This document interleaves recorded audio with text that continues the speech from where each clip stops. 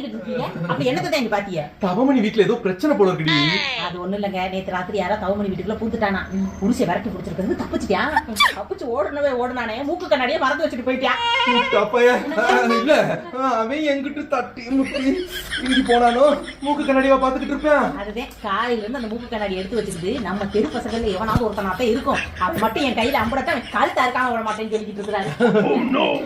சரி, நமக்கு எதுக்கு இதை பாத்துக்கிட்டு நீங்க வேலை கிளம்புங்க. இல்லம்மா, வயித்த கலக்குற மாதிரி இருக்கு, நான் பாத்ரூம் போயிட்டு வந்துடுறேன். சரி, சீக்கிரம் போயிட்டு வாங்க.